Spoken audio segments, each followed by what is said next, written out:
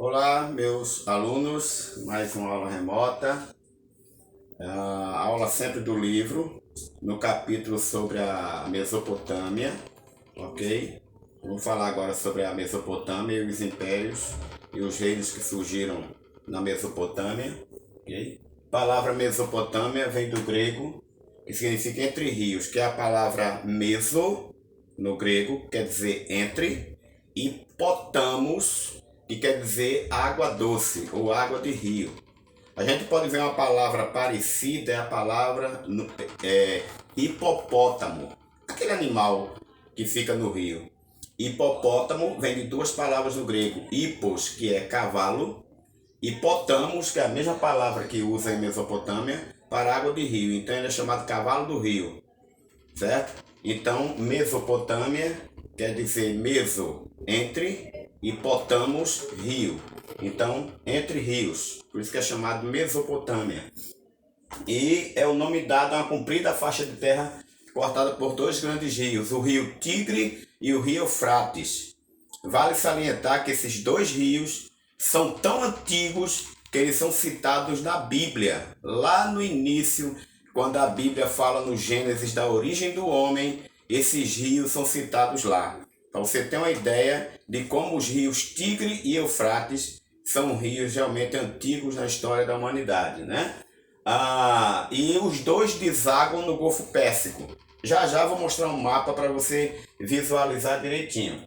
Então ela é situada entre a Europa, a Ásia e a África, certo? O Golfo Pérsico está perto, não é? E a Mesopotâmia atraiu muitos povos para ali porque era uma área de muito fértil para principalmente a plantação e o uso da terra, porque próximo a esses dois rios, eles enchiam muito na época das chuvas e quando eles secavam, ficava uma terra fértil para plantar e eles podiam produzir muito. E a Mesopotâmia foi o berço da civilização, né? Por conta daquilo que representava no mundo na época. E a Bíblia registra que o Jardim do Éden ficava exatamente entre os rios Tigre e Eufrates, né? Na Mesopotâmia. Então agora eu vou mostrar para vocês um mapa. Veja aqui. Olha esse mapa direitinho. Aqui nós temos o Golfo Pérsico, certo? O Golfo é uma porção de água do mar que avança para dentro da terra, é um golfo. Então aqui o Golfo Pérsico. Aqui nós temos, olha, o rio Tigre, o rio Eufrates, eles nascem lá no norte, os dois, e vêm desaguar, os dois se juntam aqui e desagam no Golfo Pérsico, onde hoje está o Kuwait e está o Iraque, ou seja, os rios Tigre e Eufrates estão dentro do Iraque, hoje, o país Iraque, ok? Aqui nós temos países vizinhos como a Síria, aqui nós temos do lado leste o Irã, aqui nós temos a Arábia Saudita vizinha, a Jordânia, o Egito, Israel, o Líbano, Chipre, a Turquia, não é? O Mar Cáspio, lá, né? A nordeste dos rios Tigre e Eufrates. E aí nós vemos aqui ainda o Mar Vermelho, né? Aqui, ó, a sudoeste, né? Então nós vemos o Rio Nilo também, famoso Rio Nilo, né? Aqui também a oeste do Golfo Pérsico. Então esse território que está marcado em verde era o território chamado Mesopotâmia. Tá ok, pessoal? Mesopotâmia, porque entre os dois famosos rios da região, o rio Tigre e o rio Eufrates, ok? Então aqui, há cerca de 4.000 anos aproximadamente antes de Cristo, os sumérios estabeleceram-se no sul da Mesopotâmia, tá certo? E formaram importantes cidades naquela região. Que cidades foram essas? As cidades de Ur. Ur também é citada na Bíblia como sendo a terra dos antepassados e descendentes de Abraão. Não é? Abraão saiu de Ur para ir até o território de Israel, era a terra de Abraão.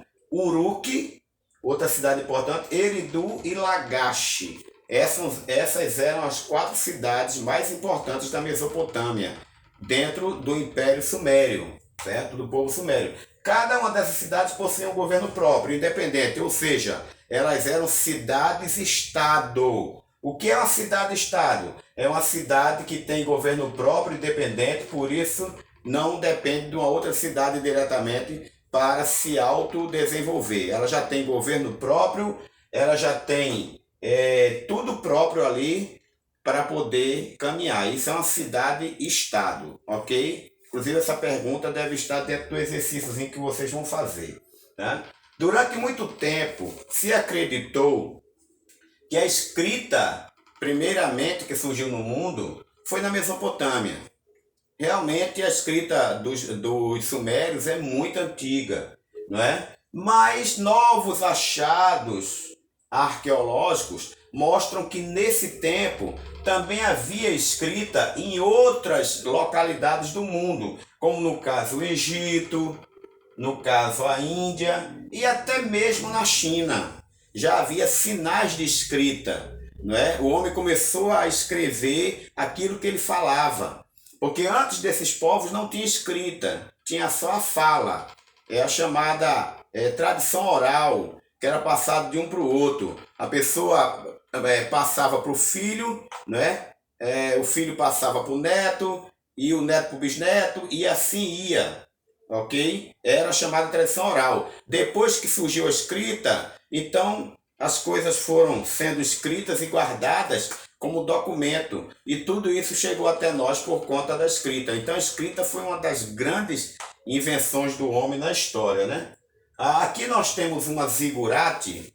O que é uma zigurate? Eram as construções feitas pelos sumérios, acádios, também babilônios e assírios que viveram nessa região, certo? Uma zigurate era uma espécie de pirâmide diferente, como se ela não tivesse sido concluída, porque a pirâmide vai até lá no topo e tudo. Era uma meia pirâmide, era chamada de zigurate. Alguns chegam a dizer que a Torre de Babel, também citada na Bíblia, não é? Aquela torre que o povo quis fazer para chegar até o céu, era uma zigurate que eles construíram naquele tempo, ok? Então veja que nesse tempo eles já tinham um domínio de arquitetura, de engenharia. Isso aqui é uma escadaria que sobe de um lado do outro até lá, né? Então essa construção toda, isso é muito alto, gente. Isso é muito alto. E eles naquele tempo já construíam esse tipo de obra, né? Há 4.000 anos antes de Cristo. Você vê como a engenharia e a arquitetura são antigos, né? Nesse tempo já tinha gente fazendo esse tipo de obra, tá? Aqui nós vemos os sumérios escreviam em tabuinha feita de argila. Naquele tempo, gente, não tinha papel.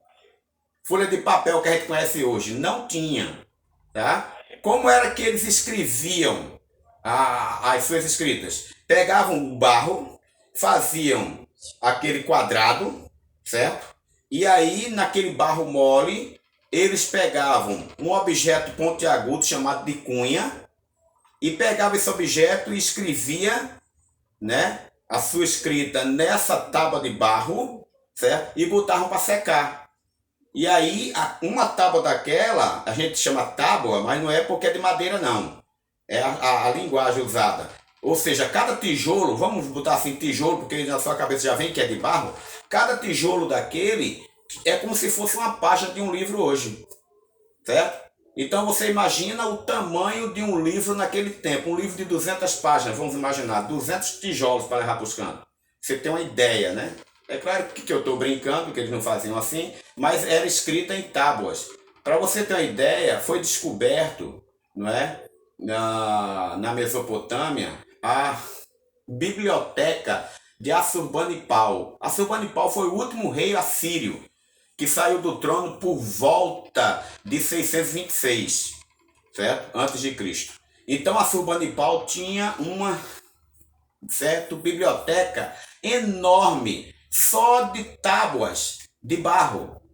Para você ter uma ideia, imagine o tamanho que era, né? E foi descoberto ali, né, a epopeia de Gilgamesh, que conta na visão babilônica como o mundo começou, como aconteceu o dilúvio, tudo em tábuas de argila, para você ter uma ideia, escrita com a cunha. Por isso que era chamada escrita cuneiforme, ok? Então, o que é uma escrita cuneiforme? É a escrita que era feita com um objeto pontiagudo que escrevia em forma de cunha, a cunha mais ou menos assim, tipo um anzol, né? E eles escreviam lá com essa cunha. Por isso que foi chamada escrita cuneiforme, que vem de cunha. Essa escrita data mais ou menos de 3000 a.C. 3000 a.C., para você ter uma ideia, né? E aqui eu tenho uma imagem, olha.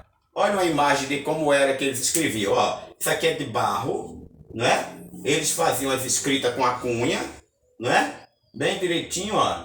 E aí botavam para secar e ali ficava escrito o que eles queriam naquelas tábuas de barro. Veja como era. Papel é coisa lá da frente.